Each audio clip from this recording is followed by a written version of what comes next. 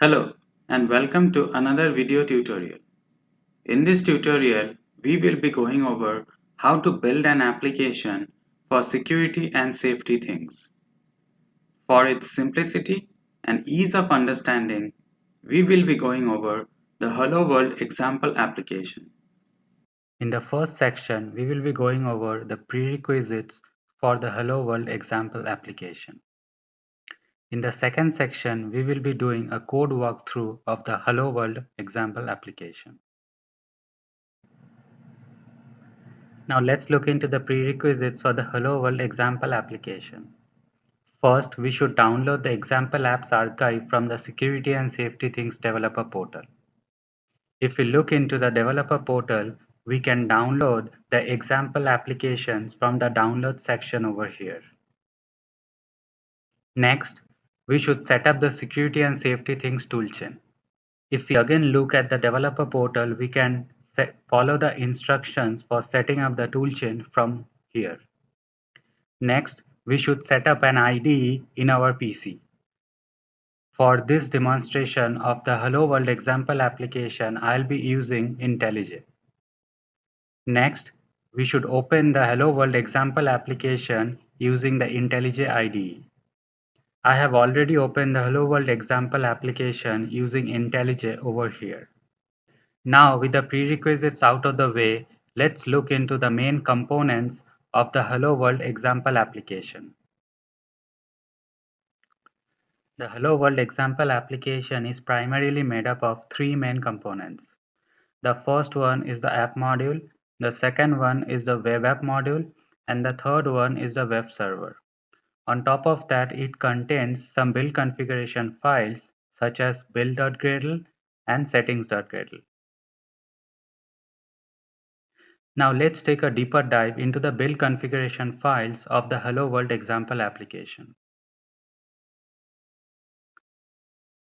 These are the build configuration files that makes up the Hello World example application. Now let's take a deeper dive into each of these build configuration files. Now let's look into the settings.gradle file now. The settings.gradle file is located in the root project directory. It tells Gradle which modules it should include when building an application. For the Hello World example application, it includes two modules.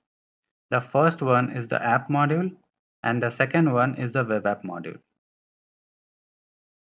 Now let's look into the build.gradle file now. The build.gradle file is a project level build.gradle file. It is located in the root project directory and defines build configuration that applies to all the modules in the project. Let's take a look into the build script block. The build script block is where we can configure the repositories and dependencies for Gradle itself. It means that we should not include dependencies for the individual modules over here. Let's look into the ext block now. For projects that include multiple modules, it may be useful to define certain properties at the project level and then share them across all the modules in the project.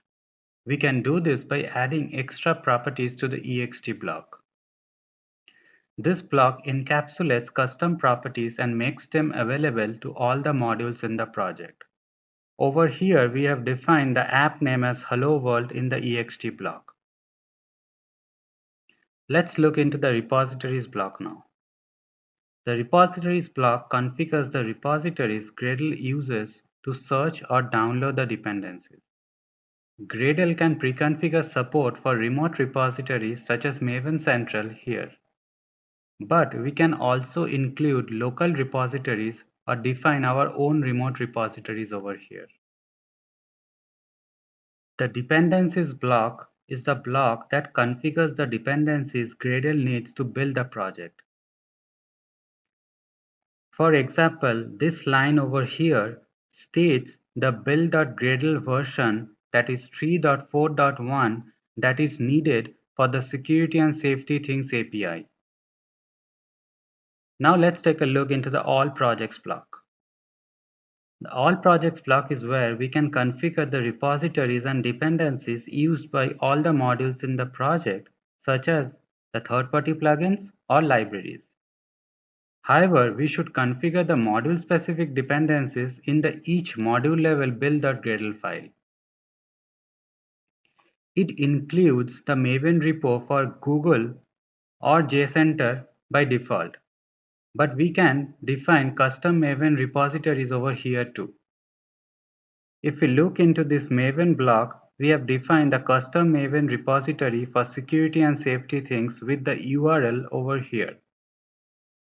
To access this repository, we have to provide a username and a password, which is defined in the home directory's gradle.properties file. This Maven repository is the repository that is used to download the security and safety things jumpsuit libraries.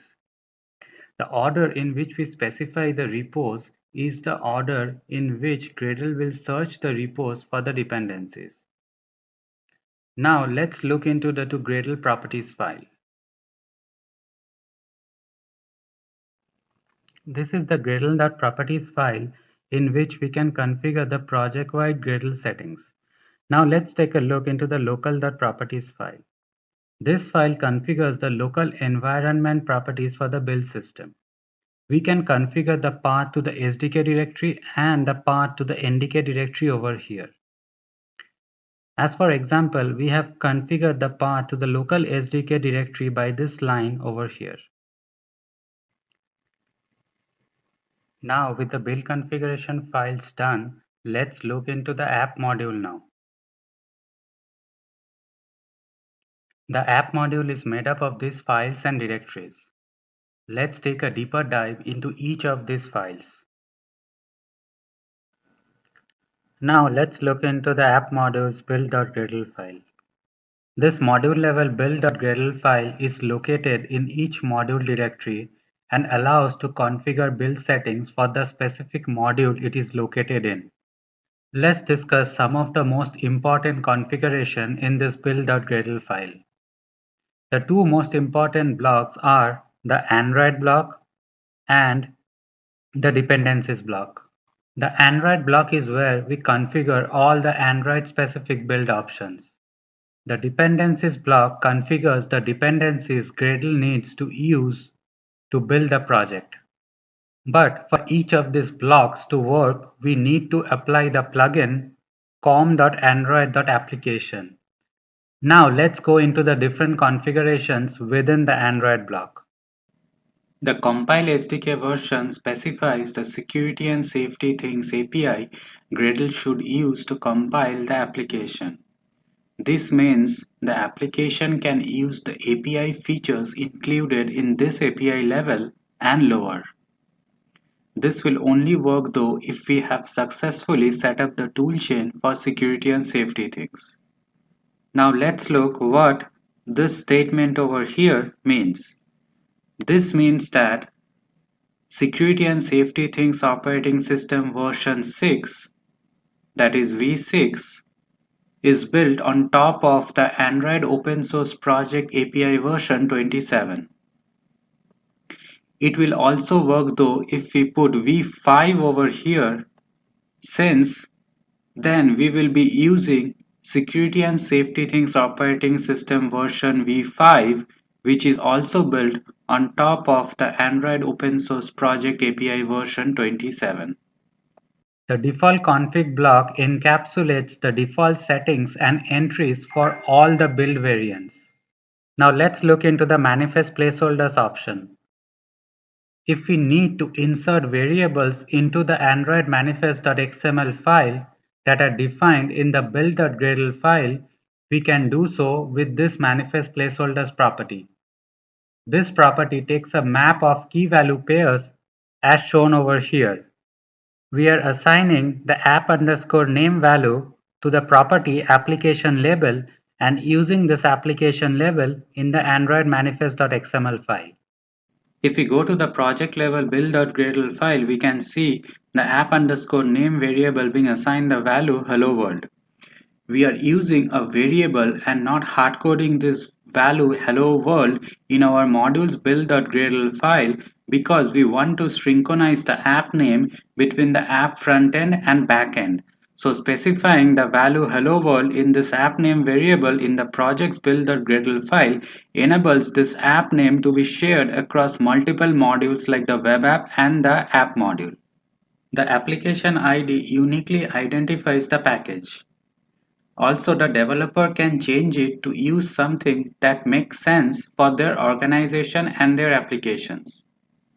Having said that, it is a recommended good practice to not use com.security and safety things or com.examples as it is likely that the application will be rejected from publishing to our application store. The mean SDK version defines the minimum API level required to run the application, which in this case is 27.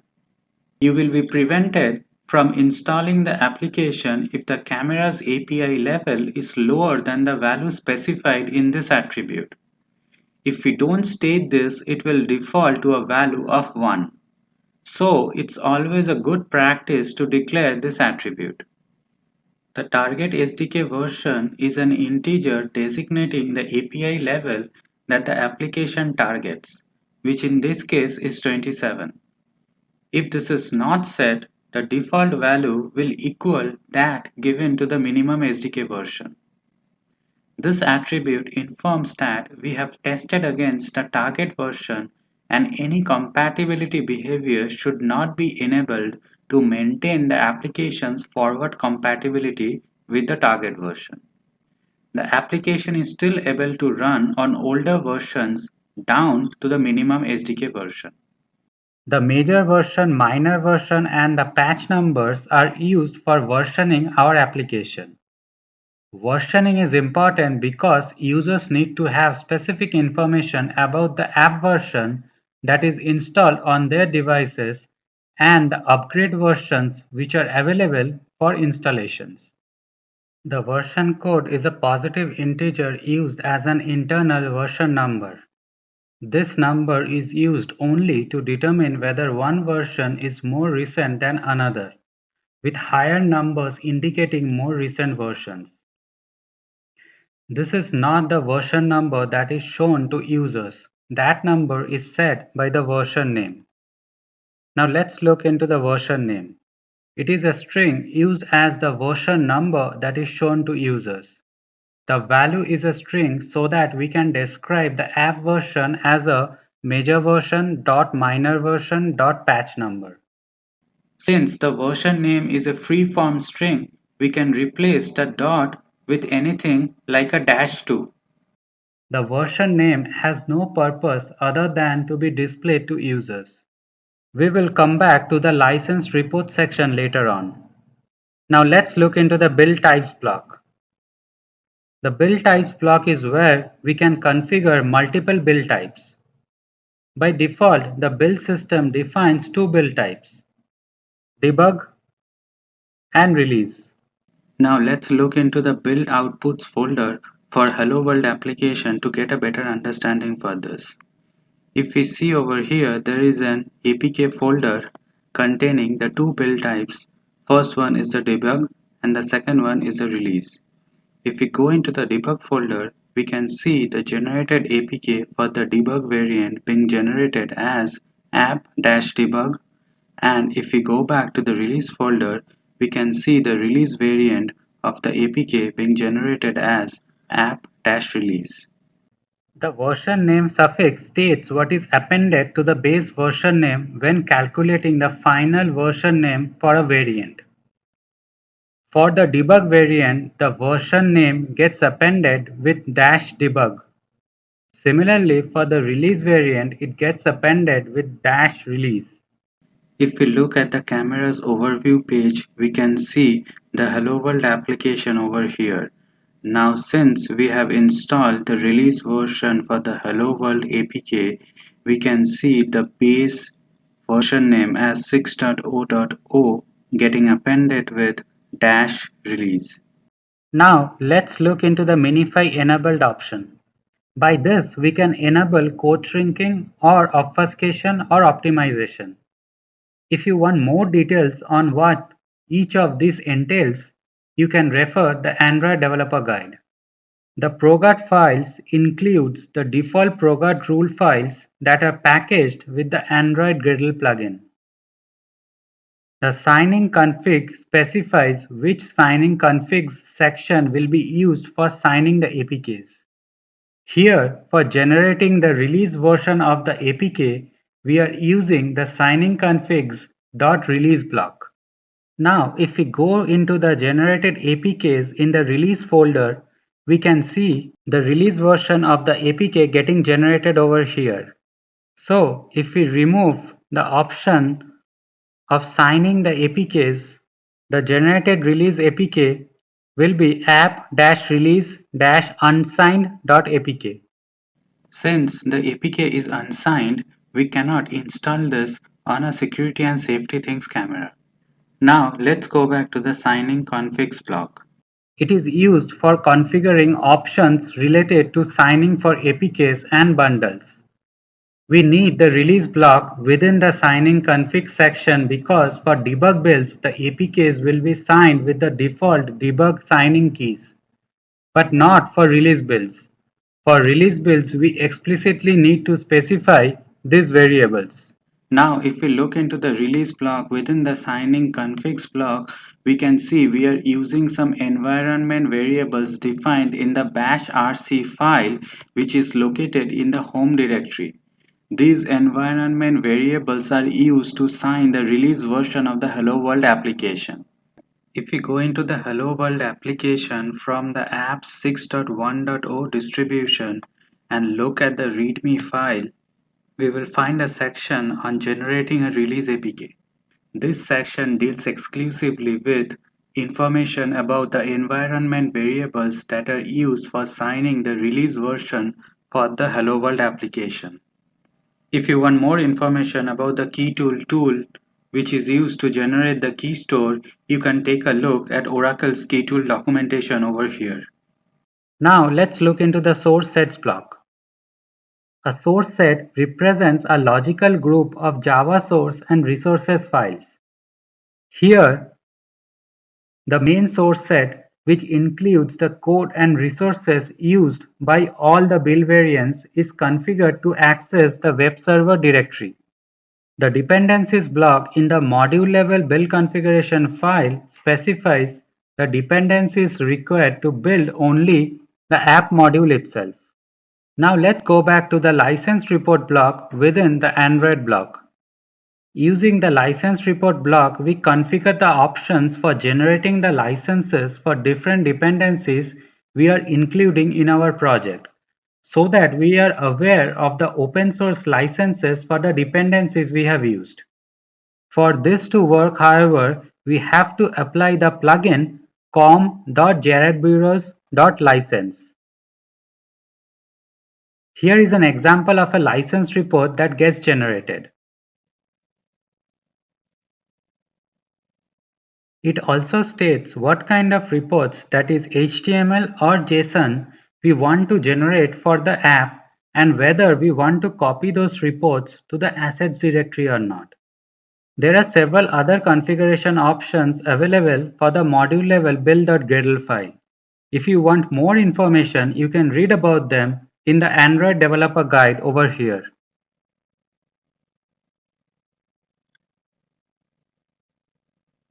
Now let's look into some of the directories within the app module. That is the assets directory and the resources directory. If we need to store our raw asset files, that is JSON, text, MP3, PDF, etc. in our application, we can store them within the assets directory. If we like to categorize our files into subfolders, we can do that too in the assets directory. Now let's see how we can add a raw asset file in the assets directory. Here we have added a JPEG file within the assets directory. As a result, we can use this JPEG file within the Hello World application. Now let's look into another directory in which we can keep the assets file, that is the resources directory. More specifically, we can keep assets within the raw folder of the resources directory. Now let's look into the different subdirectories which are present within the resources directory. Some of the subdirectories present are the MIPMAP folders and the drawable folder. The MIPMAP folders are for placing the application launcher icons which are shown on the home screen only. Any other drawable assets we use should be placed in the relevant drawable folders. It's best practice to place our application icons in the MIPMAP folders and not the drawable folders because they are used at resolutions different from the device's current density. We will talk more in details about the contents of these folders when we go through the Android manifest file. The main service is a type of service and serves as the entry point of the Hello World application. A service is an application component that can perform long-running operations in the background. It does not provide a user interface. Once started, a service might continue running for a long time, even after the user switches to another application. Here, we need to have a service and not an activity as the starting point of the application, as cameras are headless devices. Let's now look into the service lifecycle for a better idea. If we look into the Android Developer Guide, we can get a better idea of both an unbound and a bounded service and their lifecycle. You can learn more about services by going through the Android Developer Guide for services over here. The main service which we are using in the Hello World example application extends the video service, which is a type of unbounded service that we saw in the Android Developer Guide for services. The OS provides the video service as a convenient way for interacting with the video pipeline. You can find more information about the video APIs from the Security and Safety Things developer documentation over here.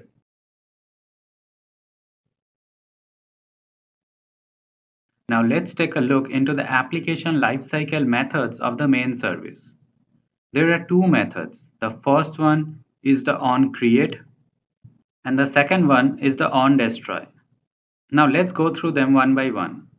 As for any foreground service, the onCreate method is called by the system when the service is created and used for initializations. All these initializations are done so that the user can interact with the web app through the REST endpoint APIs. As for any foreground service, the onDestroy is called by the system when the main service is terminated. Here we deallocate all the resources that we have initialized in the onCreate. The entire lifetime of a service occurs between the time that the onCreate is called and the time that onDestroy returns. Like an activity, a service does its initial setup in the onCreate and releases all remaining resources in onDestroy. Now let's take a look into the video service overridden methods. These methods are onVideoAvailable, onImageAvailable, and onVideoClosed. Since a main service is extending the video service, it is essential to override these abstract methods, as the application won't compile if we don't do so. Now let's take a deeper dive into each of these methods. This callback defined in the video service is called when a video pipeline is available to begin capturing images. Since the video pipeline is ready, we open the video session from the method startVideoSession. This method gets an instance of the default video capture and makes the video frames available for inferencing. The default video capture provides a neutral video capture from the video pipeline, as configured in the default camera settings. It is the default resolution as supported by the camera. In the OpenVideo method, we are requesting the video pipeline for images with HD resolution because with lower resolutions, image manipulations and rendering will be much more performant than dealing with ultra-high definition images. Having said that, you can also request any image resolution as needed by the application or the model you are planning to use in the application. Now let's take a look into the method onImageAvailable. This method, also defined in the video service, is called when a new image is available from the video pipeline. First of all, we check if the latest acquired image is a valid image or not. If it's a valid image, we set the image in the REST endpoint by converting it to a bitmap image. The image class provides an abstract access to an arbitrary image. It defines a set of methods that can logically be applied upon any implementation of the image. It is not bounded to any particular image format or implementation, whereas bitmap is a specific implementation to the image abstract class and hence more useful than the image class. All of these tasks should be executed on a background thread for better performance and not in the callback thread, as these are high intensity operations. The bitmap utils, which is a part of the Common Helpers Jumpsuit library, contains several helper methods that are used to operate on bitmap images. Now let's look into the onVideoClosed method. This method is called when the video session is stopped. There are 5 different reasons for which the session can close. For every other reason apart from the base camera configuration changed, we log the reason and do not restart the video session. But for the base camera configuration changed, we restart the video session by sending a request to the main thread for proper rendering. Some base camera configuration changed reasons can be rotation of the video feed. Let's look at a live demo for this. On the left hand side, we have the video settings from the web UI of a security and safety things camera. On the right hand side, we have the Hello World example application running on the camera. If we look into the video settings, we can see several rotation options being present. If we rotate the video feed by 180 degree and click on the update button, we will get a notification that the camera parameters has been updated. Now, if we look into the Hello World example application, we indeed see that the web UI is displaying the 180 degree rotated video feed. Now let's look into how this happens. The UI handler is the handler for the main thread. A handler allows to send and process messages and runnable objects associated with a thread's message queue. Using the UI handler, we post a message to the main thread to restart the video session. We do so for a better experience for users when the video session got closed due to the base camera configuration changed. As a result, we see the rotated video feed instead of the video session getting closed. Now let's look into the REST endpoint class. The REST endpoint is a class annotated with JAX arrays endpoint annotations. This is the class that interacts via HTTP to the front end. It acts as a bridge between the app module and the web app module. Now let's look into the test connection method. This is an example endpoint that is used to test whether a connection is successful or not. If we look into the setImage method, this method is used to set the bitmap images received from the video pipeline in the REST endpoint. If we go back to the main service, we can see that the setImage method is getting called from the app module when we are setting the received images from the video pipeline within the onImageAvailable method. Correspondingly, the getImage method is used to get the set images from the video pipeline on the web UI, or more specifically the home page of the web app, by invoking a call to REST example live. We will take a deeper dive on how it is getting called when we explain the web app module. Now, if we go to the camera and look at the Hello World example application running on the camera, we can see this home page sets the images from the video pipeline and renders it on the web UI. If we now inspect the home page of the Hello World example application, we can see that for displaying the images from the video pipeline, we are invoking a call to the REST endpoint that ends with REST /example/live and then the time argument. Before we talk about the Android manifest.xml file, we need to talk about the contents of the drawable folders. Drawables are typically used for Android in-app graphics, but there is a drawable here for the launcher icon background and launcher icon foreground that the OS overlays. If we now look in the MIPMAP folder, we will see normal 5 different launcher icons which will be used in different screen resolutions for anything lower than SDK26. For SDK26 and up, it uses the XML files from the MIPMAP any DPI version 26 folder to make use of the adaptive icon. If we look at the iclauncher.xml file in the drawable folder, we can see the adaptive icon making use of the IC_launcher_background and IC_launcher_foreground defined in the drawable folder for the background and foreground properties respectively. This is the Android manifest.xml file.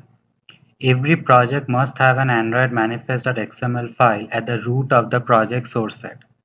The manifest file describes essential information about the app to the Android build tools. The manifest file defines some of the most important characteristics of the Hello World application. The manifest file's root element requires an attribute for the app's package name. This package name usually matches the project directory structure, that is the Java namespace. For example, the following code snippet shows the root manifest file element with the package name com.security_and_safety_things_examples.hello-world. The name in the manifest package attribute should always match the project's base package name where we usually keep our services and other application code. Now let's look into the permission tag. Apps must request permission to access sensitive user data or certain system features such as video, foreground service, web server, etc. Each permission is identified by a unique label. For example, an app that needs to access the video must have this line in the manifest. Now let's look into the application tag. This element contains sub-elements that declare each of the application's components and has attributes that can affect all the components. The Android : label represents the application's label. This label takes its value from the application label variable. If we go into the modules build.gradle file, we can see the application label being assigned the value app_name within the manifest placeholders section. Let's go into the modules build.gradle file. Over here, as we have mentioned, we can see the application label being assigned the value app_name within the manifest placeholders section. Now, if we go into the projects build.gradle file, we can see the app_name being assigned the value hello world. Android : icon represents the application's icon. This can be icon drawables in a PNG or SVG vector format. Here, icon has been assigned the value IC_launcher, which is a PNG file inside the resources/mipmap folders. Now let's look how this icon and label appears for an application. If we go to the camera web UI over here, we can see the application label being displayed over here along with the application icon. Now let's look into the users library tag. This specifies a shared library that the application must be linked against. This element tells the system to include the library's code in the class loader for the package. Over here, we are linking against com.security_and_safety_things_apis.version 5. The Android : required is a Boolean value that indicates whether the application requires the library specified by Android : name over here. Since this has been set to true, the application does not function without this library. The system will not allow the application on a device that does not have the library. The version 5 in the application's name suggests that this application will run on cameras that support version 5 and above. Now let's look into the service section. This declares a service or a service subclass as one of the application's components. Unlike activities, services lack a visual user interface. Over here, we are using the main service. The Android permission declares the name of a permission that an entity must have in order to launch the service or bind to it. The start solution permission is needed so that the OS can start the application by itself when the camera is rebooted. That is, a manual explicit run is not needed. Now let's look into the intent filter tag. This specifies the type of intents that the service can respond to. An intent filter declares the capabilities of what a service can do. The action and category with their respective values over here defines that the main service will act as the entry point of the application. Now, there are several other options available for Android manifest file. If you want more information, you can read about them in the Android Developer Guide over here. Now, with the app module done, let's take a closer look into the web app module. Since cameras are headless devices, web app helps to create web pages and thus allows users to communicate with the app module. The web app module is primarily made up of these files. Now let's take a deeper dive into the individual files one by one. Let's look into the app.view file now. When we run a Vue.js application, we need to have a basic HTML page like index.html as an entry point and the initialization for our Vue app loaded in a script in that page. When we write a Vue.js application, we can choose to do it in pure JavaScript or in TypeScript or in the .vue component format, which combines the HTML, CSS, and JavaScript we need to define the components. The Vue format is not run directly. It has to be transpiled into plain JavaScript by the Vue CLI or the builder and packaged using a packager like Webpack first and then loaded by the entry point. App.vue is typically the root of our application defined in Vue component file format. It's usually something that defines the template for our page. Now let's look into the template and the script sections. The template section defines the structure for the web app, consisting of the title, the header, and the footer, and the root view where the router renders the components in our application. Let's look into the script section now. The import statement for Jumpsuit imports the footer and the toolbar to be used for the Hello World application from the Security and Safety Things Jumpsuit library. To use the view.extend, we need to either be in a TypeScript file or use language equal to TypeScript in our script tag. View.extend, which has been defined over here, is a class inheritance method. Its task is to create a subclass of Vue and return the constructor. View.extend takes several parameters. First, it takes the name of the component, which is called app over here, the imported components, that is the footer and the toolbar, which has been imported from the Security and Safety Things Jumpsuit library. The data, over here we are defining the title for the web page. And it defines several lifecycle methods.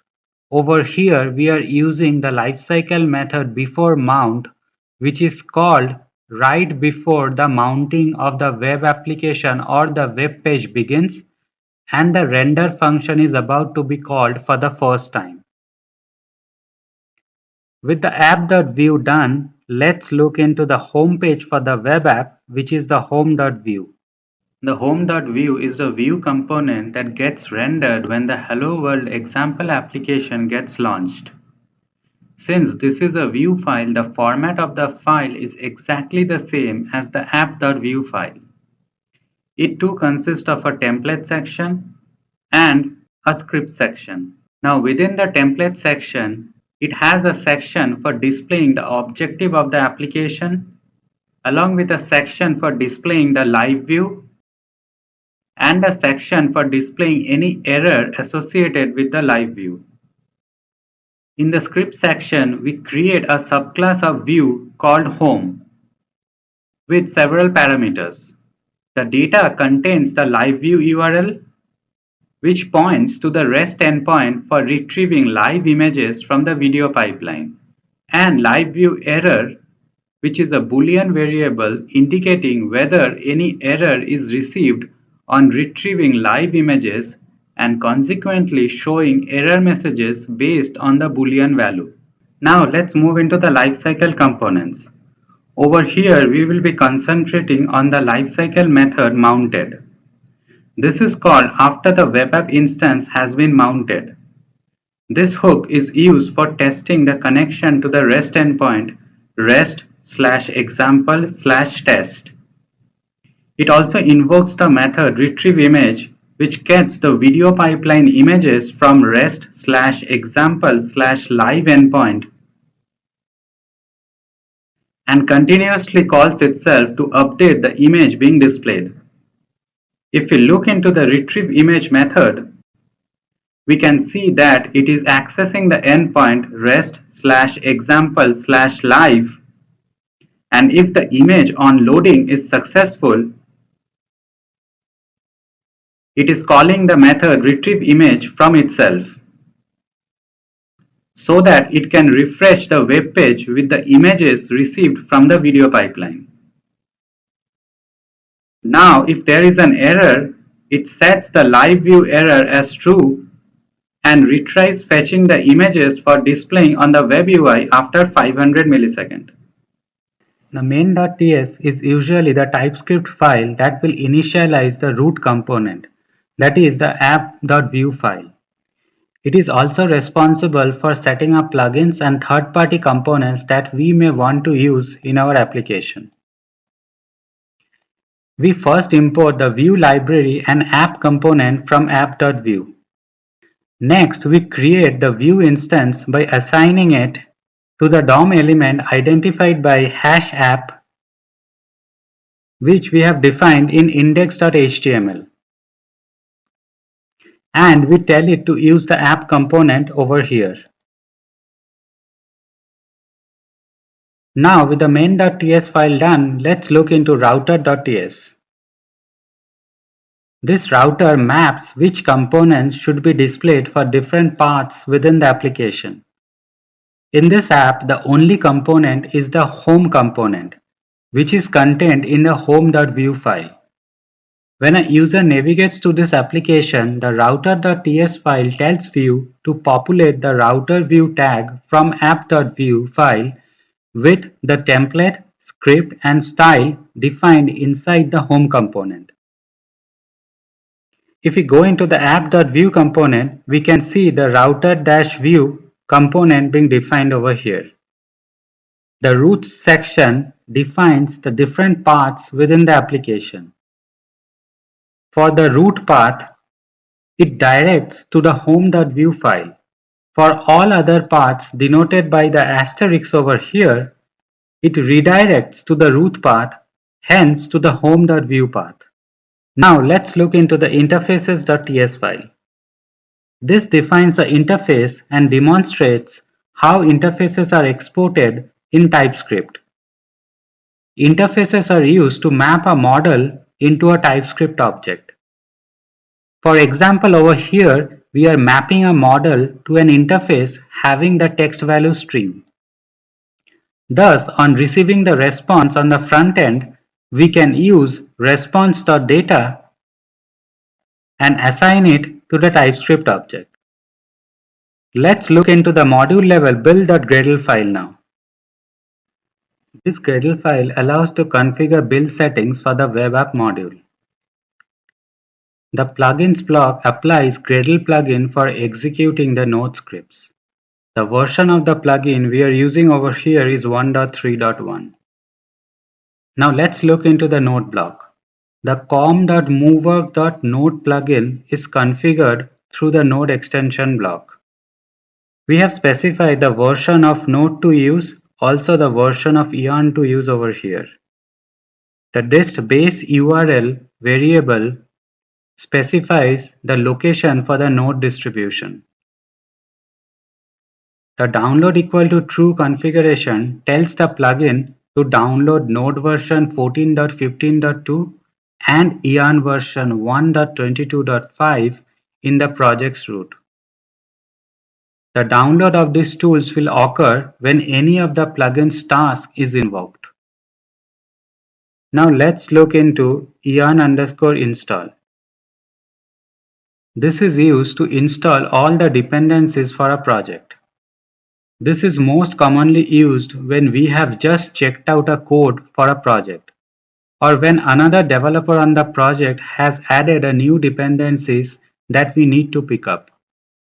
If we need reproducible dependencies, which is usually the case with the continuous integration systems, we should pass the frozen log file flag. This will install the exact dependency versions listed in the yarn.log only if it satisfies all of the requirements in the package.json file. We will be looking into the yarn.log file and package.json file later on.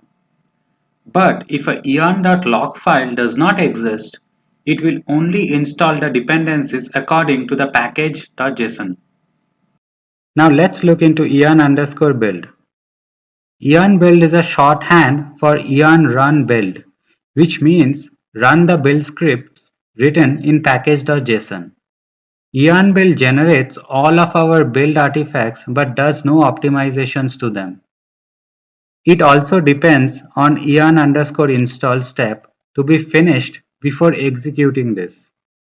Now let's look into package.json. The scripts property is a dictionary containing script commands that are run at various times in the lifecycle of the package. The dependencies are specified in a simple object that maps a package name to a version range. The version range is a string which has one or more space-separated descriptors. Dependencies can also be identified with a tarball or git URL. Let's look into the dev dependencies now. The dev dependencies section signifies that these dependencies are used for local development and testing. When a package such as Jumpsuit is installed, its dependencies will also be installed, but not its dev dependencies. Now let's look into the resolutions. Yarn supports selective version resolutions, which lets you define custom package versions or ranges inside your dependencies through the resolutions field in your package.json file. This is used to override indirect dependencies. Now, if we look into serialized JavaScript, we see that the resolution is set as 5.0.1. As a result, if we go into the yarn.log file, which we will be looking into later on, and look at the serialized JavaScript version, we see that it is 5.0.1. Correspondingly, result points to the source of the dependencies, which is also set as 5.0.1. Now, if we navigate to the package.json file for the downloaded serialized JavaScript in the node_modules section, we can see that the version that is downloaded is 5.0.1. Let us now look into yarn.log file. In order to get consistent installs across machines, Yarn needs more information than the dependencies we have defined or configured in our package.json. Yarn needs to store exactly which versions of each dependencies were installed. To do this, Yarn uses a yarn.log file in the root of our project. Our yarn.log file is auto-generated and should be handled entirely by Yarn. As we add, upgrade, or remove the dependencies with the Yarn CLI, it will automatically update our yarn.log file. Now, with the web app module done, let's look into the web server wrapper. We use the Security and Safety Things web server API to register a web endpoint on the web server. This is useful because apps for our operating system usually run on devices without screens or interfaces. The web server APIs are a part of the standard Security and Safety Things library and will be included once we have set up the toolchain. You can get extensive information about the web server API from the Security and Safety Things developer docs over here. We also need to add the permission com.securityandsafetythings.permission.webserver to the Android manifest.xml file. The web server wrapper is made up of these files. Let's take a deeper dive into each of these files and see how we can use them in the Hello World application. Now let's look into the REST handler class. The REST handler class implements web server request handler, which is an interface to service HTTP request in our application. Now let's look into some of the important methods inside the REST handler class. It provides this constructor for creating an instance of the class that takes the context and the path to the website assets as parameters. This is another constructor that is also used for creating an instance of the class that takes the context, the path to the website assets, and a WebSocket manager if in case a WebSocket is needed in the application. The register method is used for registering a REST endpoint to handle HTTP requests. The handle request method handles incoming web server request and returns a web server response. Now let's go to the main service to see how this class is getting used. If we look into the onCreate function within main service, we can see we are creating an instance of the REST handler and passing the context and path to the website assets as an argument. Then we are creating an instance of the REST endpoint and registering it with the REST handler with the help of the register method we have already discussed. Now let's look into the web server connector class. The web server connector registers a web server request handler with the web server manager. It implements the web server listener, which provides callbacks to handle connected and disconnected states to the web server. If we look into the file, we can see it provides two callback methods. The first one is the onConnected and the second one is the onDisconnected. We use the connect method to connect to the web server and register a HTTP route of the calling client's package name. The getConnectedInstance method and its parameters is used to create a connected instance of the web server manager. Now let's look into the disconnect method. We can use this method to disconnect from the web server using the web server manager. Now let's see how the connect and disconnect methods are used in the main service. If we look into the onCreate method of the main service, we can see we are creating an instance of the web server connector over here. And then we are using the connect method to connect to the web server and passing the REST handler as an argument. If we look into the onDestroy method, we can see we are using the disconnect method to disconnect from the web server. Let's look into the WebSocket Manager class now. With HTTP communication, one is bound to unidirectional communication. The client always has to send a request first to get a response from the server. In some cases, for example, if the app backend needs to notify the app frontend of a change, then a bidirectional communication can be beneficial. For these kind of scenarios, the WebSocket communication is supported by the Web Server API. This class is created implementing the WebSocket listener. The listener has the callback methods on open, which is called when the connection is established, on message, which is called when the client sends a message, and on close, which is called when a session close is requested. Now let's look into some other methods. The send byte message is used for sending a byte array through the WebSocket. The send string message is used for sending a string message through the WebSocket. Now let's see how the WebSocket manager is getting used.